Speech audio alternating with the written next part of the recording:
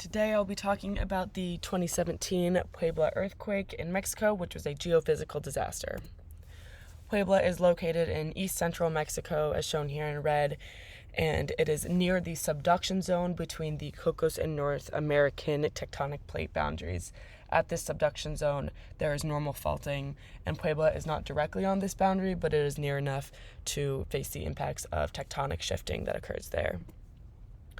This earthquake struck at 1:14 p.m. on September 19th, 2017, with a magnitude of 7.1 on the Mercalli scale.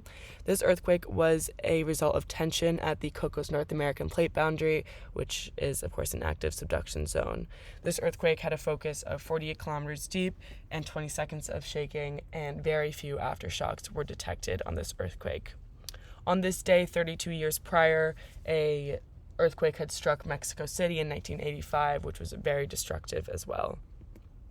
Some general statistics of this event were that there were around 300 found deceased and around 6,000 injured, with 44 building collapses, and some reports finding up to 100 buildings destroyed.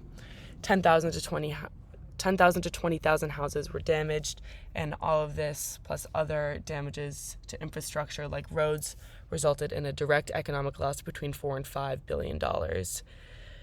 The results of people having to relocate and rebuild and be away from their regular means of production and work led to an indirect economic loss of around $160 million, which is 0.01% of Mexico's total GDP.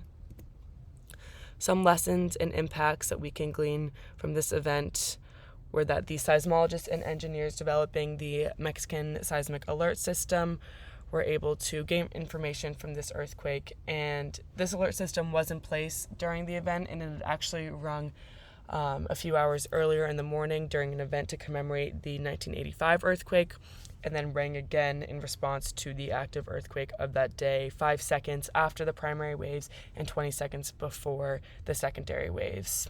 The ringing was slightly redundant as the primary waves were felt in most of the areas that were impacted by this earthquake.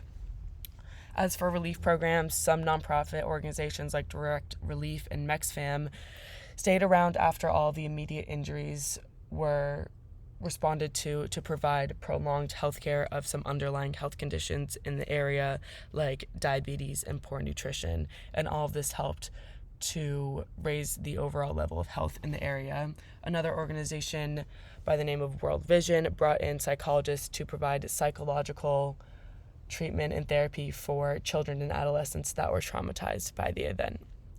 Thank you for listening, and here's my works cited.